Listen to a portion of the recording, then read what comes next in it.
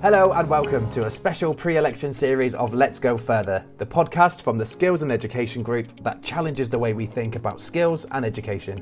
In this series, a collaboration with FE Week, we're shining a spotlight on the FE and skills policy issues that should take centre stage at the upcoming general election. We'll be asking what we need from the next government and looking at how well our sector is positioned to fight for the resources it needs. I'm Shane Chowan, editor of FE Week, and I'm delighted to be your host for this series.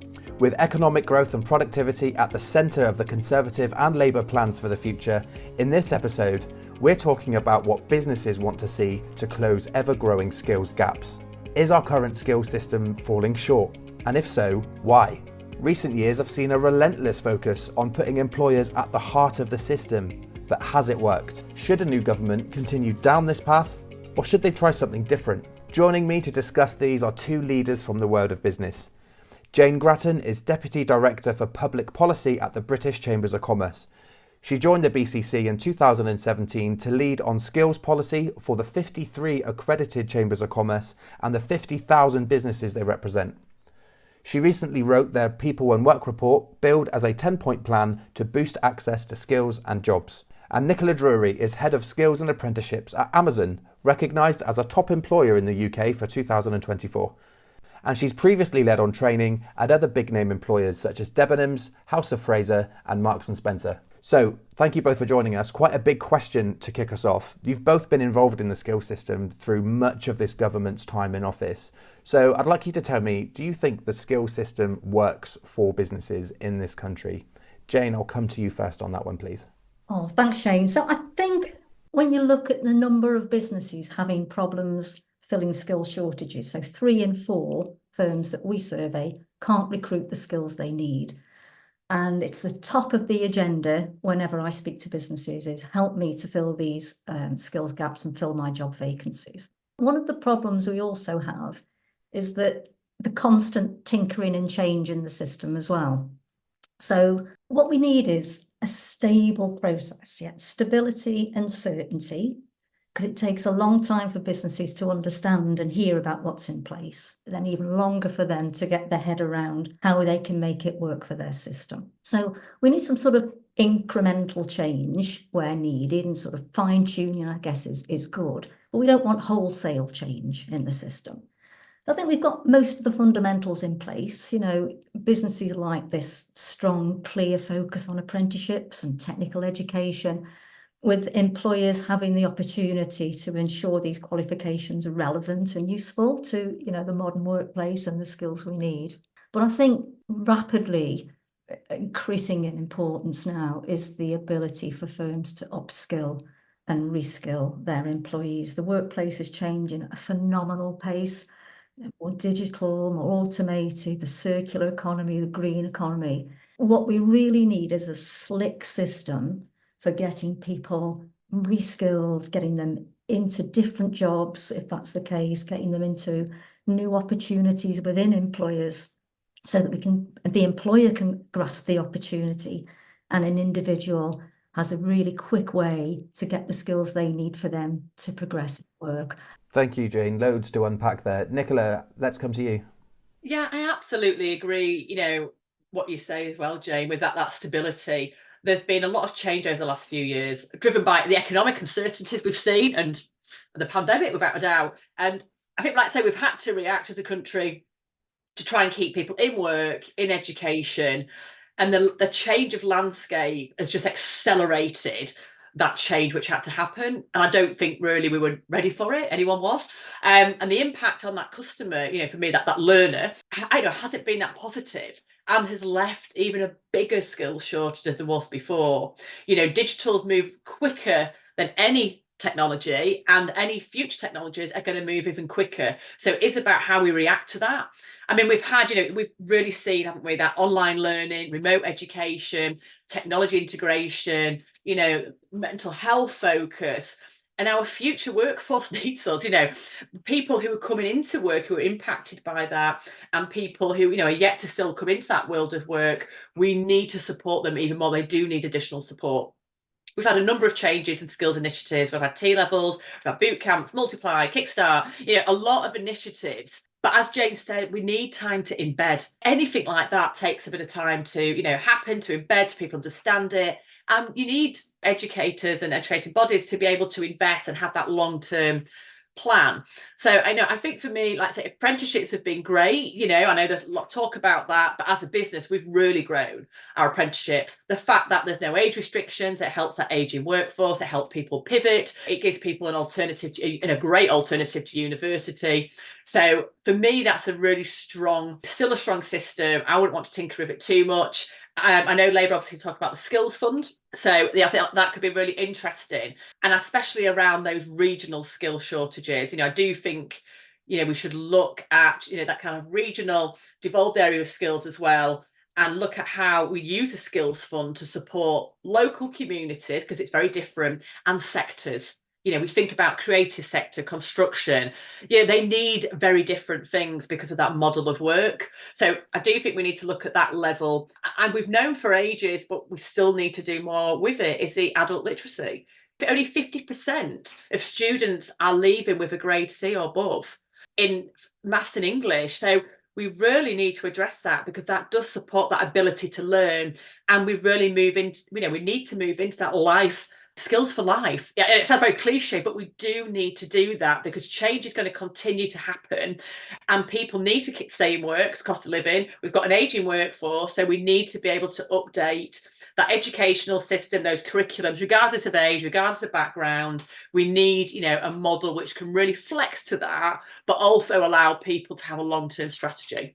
Thank you. I think we're clearly going to have a lot to talk about in this podcast. What I want to come to, though, is as two people who are really, really at the centre of the business involvement in the skill system and have been for a while, we keep hearing a lot about how once we've put employers in the driving seat, designing the qualifications, designing the assessments, providing apprenticeships and work experience, that will automatically make students more employable, more productive. And then we still, though, hear from businesses that young people are coming out of the system and they're not quite work ready, and we still, as you've both pointed out, still got some really fundamental issues in the skills base in the economy. So we've got this system now where employers are theoretically perhaps in the driving seat. So why haven't we seen some of the fruits of that policy? How about Nicola? I'll come to you first on this one. Yeah, and I think it's an interesting one, because people do say, employers are at the heart of it. I don't think we're at the heart of it. I think we're more involved in it. I think very much so. And I think that is a good thing, and that shouldn't change. When I think about apprenticeship trailblazers, it's educators, it's employers working together. So it's that industry education, which has got to continue. That shouldn't change, because the educators specialise in what they do, and the employers, are at the forefront of those changes, which are going to continue to happen, as we said, going to continue to happen at speed. So that is really key. When we say, we're seeing people come out, maybe not work ready, I get that, absolutely. And we have been through a huge, the pandemic. I think we're underestimating the impact that has had on terms of social mobility, in terms of people's ability to learn, confidence. And those employability schemes, to me, are those transitional to work. So work experience all went virtual, if it happened at all. So people aren't getting out to actually get into work at that age. And I think that's really key. That, I think T levels really, create that opportunity for people to get into the world of work first, work experience, but everything's kind of shifted to virtual a lot. And virtual's great because it gets to reach in areas, and it gives more accessibility. For me, I'm a big believer in, having a Saturday job, work placements to really get people, ready for that world of work. And there is a gap. And I think employers are seeing that and obviously trying to bridge that gap as well. But we need to help. We need to help that workforce. We need to help them. We need to invest in them more, to get them ready, because we're relying on them, right? For our future leaders. Jane, what's your assessment, and what do you hear from businesses about the ability of the local workforce and the skill system that surrounds them in producing the sorts of workers that they say that they need? Just going back to that previous question as a start for this, really, it's great that employers are involved in this skill system, that they have a strong voice in this skill system. I think what's critical is that the system has the agility to respond fast enough to the changing needs of the workforce and employers. So it's something around aligning everything a little bit faster and having a bit more flex and a bit more agility in the system. And yeah, I mean, young people, employers say to me, we need in place these fundamental things, basic literacy, numeracy, digital skills, and awareness of the green economy. These are really, really crucial. But we also need the building blocks that once they're in the workplace, we can develop. So these are the softer employability skills as well, the personal resilience, on top of team working and those sorts of skills. It is about personal resilience and the ability for young people to adapt to this. I think what we're not seeing is people with a love of learning coming out of the education system, because the world of work is constantly changing, and young people are going to have to continue to learn, as adults are going to have to continue to learn and reskill and upskill. So part of it is coming out with basic fundamental transferable skills, but this ability to adapt and this desire and love for learning new things. Jane, while I've got you, some businesses really try and work really, really hard to work with local schools, local colleges, and do a lot of work to help young people find their way into good jobs, but lots of them don't. And one of the sort of criticisms that, I hear sometimes is that things like the local skills improvement plans, which we'll come to shortly, these sorts of employer-led initiatives generally only attract a certain type of employer. So the types of businesses that have got the spare time and the capacity to go to meetings and to do a lot of the legwork on some of these initiatives. So are there ideas that you've got about how the next government could perhaps widen the tent and help, potentially more smaller businesses do more work for young people in their areas? This is a shared responsibility. Business has to work with the education system, and government has to come in to support to get the future workforce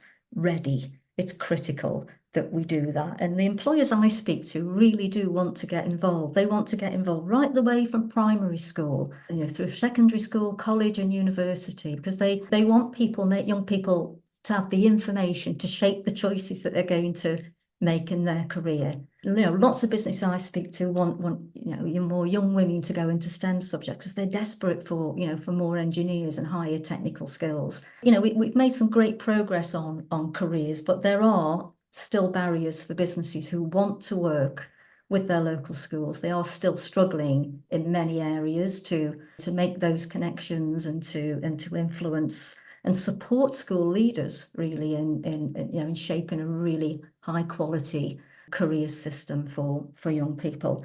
But you're right that businesses have limited resources, and it's important that when they do take the time to invest, that they can see a real impact and a return on the investment, the time that they make in that. So but I think across the country, chambers are bringing employers and schools and colleges together to have these conversations.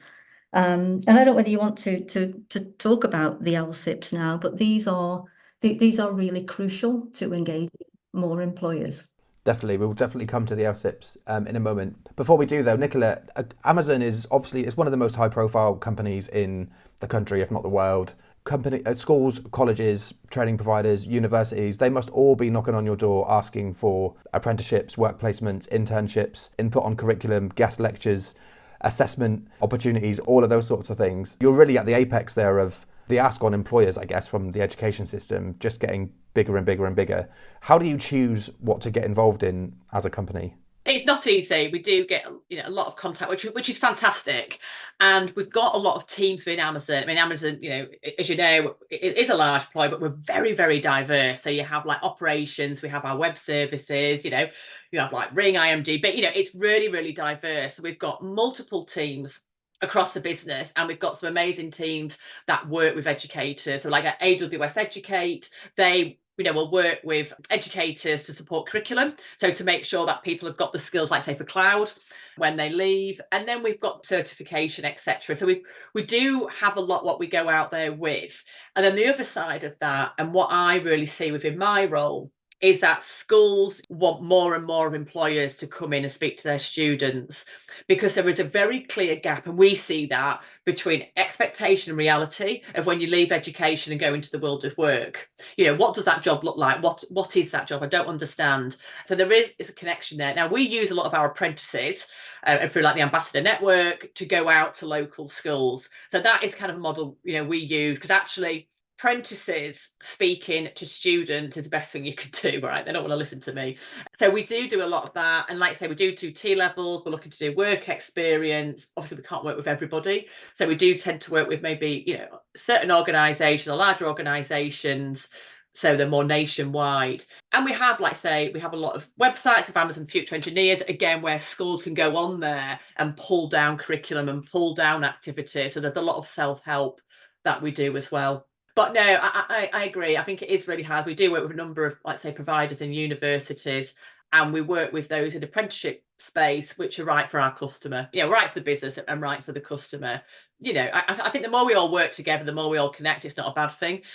But I do think for employers, we do need to get out there, and I know it's easier said than done, more into education and much more engagement with students and bringing the world of work to them and what that means and what that looks like. But one of the vehicles for that could be these new local skills improvement plans, or LSIPs as they're otherwise known. So this is a fairly new innovation from the current Conservative government, whereby local employer representative bodies have been tasked with developing, implementing, monitoring these local skills improvement plans. Colleges have to take notice of them now. That's written into legislation. Jane, you must be all over these plans, given that it's predominantly your member chambers of commerce that have been put in charge of development. It's clear to see from also the reports that you've done that employers are saying that they're more interested in small courses, in more modular courses, very flexible courses, than they are the sort of big qualifications that we're typically used to and that are currently funded.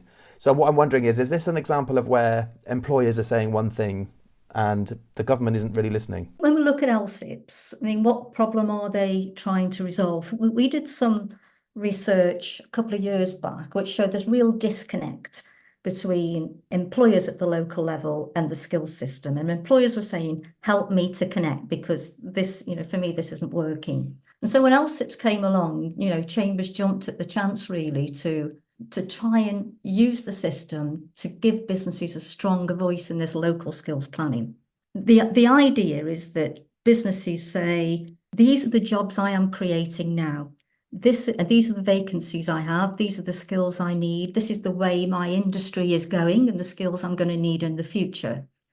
And providers then can shape, they can see the market there and they can shape provision to meet those needs. And then the aspirations and the investment of young people and adult learners can be aligned to all that. So the sweet spot is, can we align the opportunities that businesses are creating, the training provision that's going to give the people the skills that they need to get these great jobs, and the aspiration, time, ambition of young people and adults to get these great opportunities in their local area. So the evidence that we've found, we've just done a huge evaluation of the 32 chamber-led LSIPs. There are 38 across England and 32 are being led by chambers. And what we found is they are already making a difference. We've engaged, it's about over 65,000 businesses in a few months. Most of these businesses are talking about skills for the first time. They've been going out to recruitment, finding it more and more difficult, and now saying, okay, tell me what I can do to help get my local workforce ready to come and work with me and interested in what I'm doing. Help me to connect to the local workforce and help me to shape the curriculum that's being delivered in our local training providers and colleges so that it better meets the skills I need and people are better ready when they come into the workforce.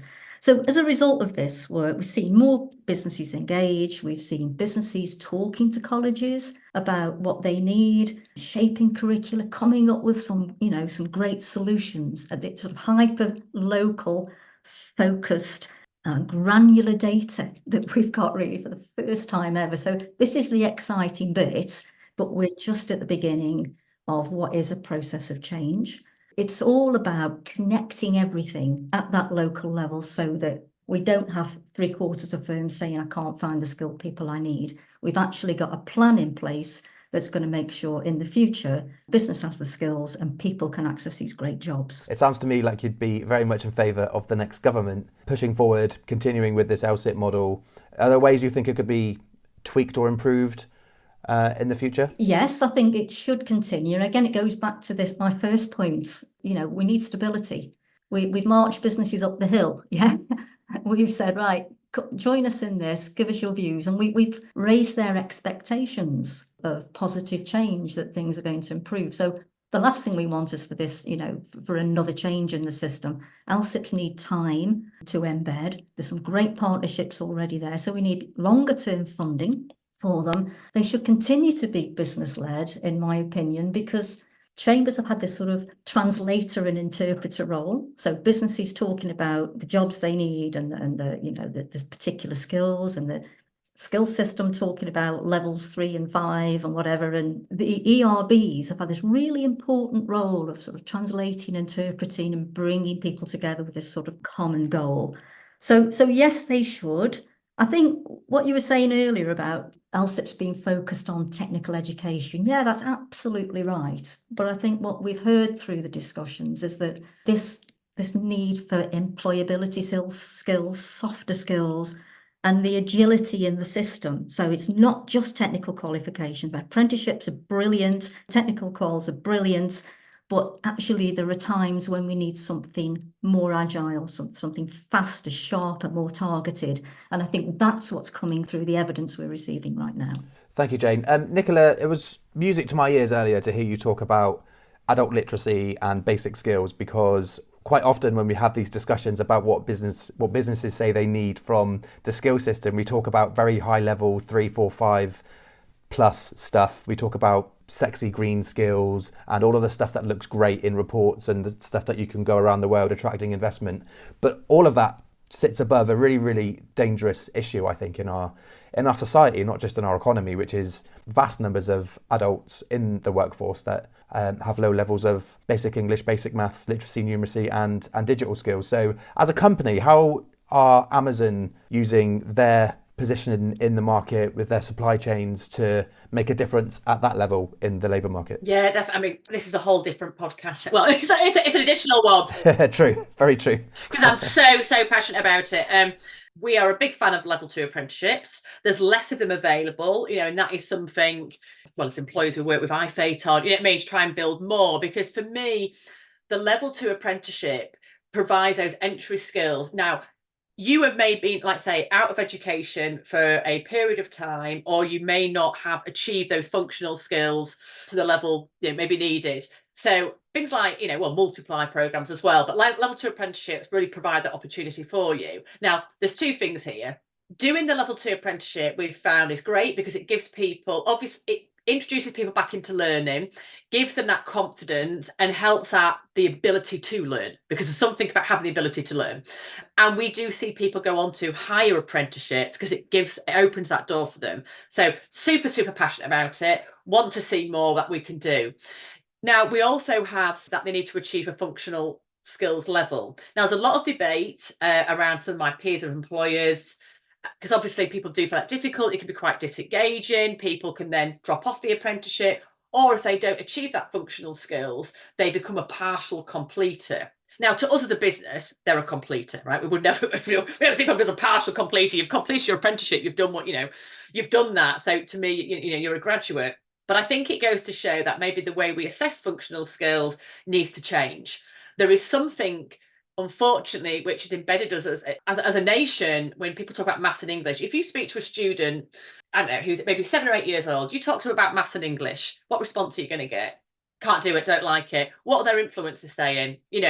So we've got to solve this, because this gives you the foundation of that learning. And like you say, we focus a lot on that higher level of education. That's great, but that also rules a hell of a lot of people out straight away. And it also rules out where the current workforce who need to pivot, who need to change, who need to upskill. It can be quite scary. We do internal apprenticeship schemes, and we found that people who are in really good positions, like say at work, and then if they can't find a certificate, they have to redo functional skills.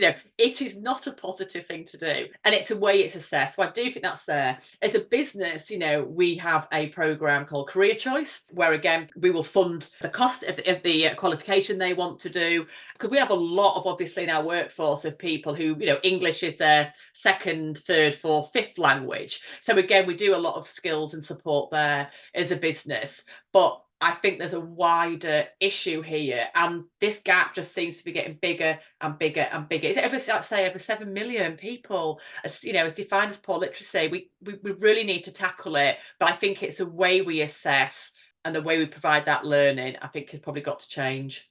Okay, we've only got time for my final question now. This is going to go to both of you, and Jane, I'll come to you first. I mean, this might have happened for all I know, but the Shadow Chancellor, Rachel Reeves, Jane, calls you up and she says, I want to know how we solve the country's skills problems. But she's only got a minute or a minute and a half. What would you tell her?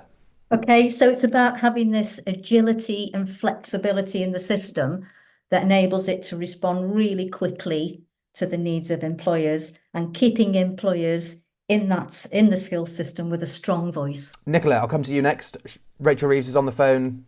I haven't got long, Nicola. How do we solve the skills problems? Right, so we create a national long-term skills strategy to allow people to work towards it, embed it, and then we flex around local skills needs and communities and sectors. Well, both of you answered that in record time. So that's all we've got time for on this episode of Let's Go Further. I want to say a big thank you to my guests, Jane Gratton and Nicola Drury, and thank you for listening. We hope you enjoyed the conversation and that it's got you thinking about what we in the FE sector should be asking for from the next government. If you have a question or a comment on what you've heard, please join in the conversation on social media, and remember to subscribe wherever you receive your podcasts to access earlier and forthcoming episodes of Let's Go Further.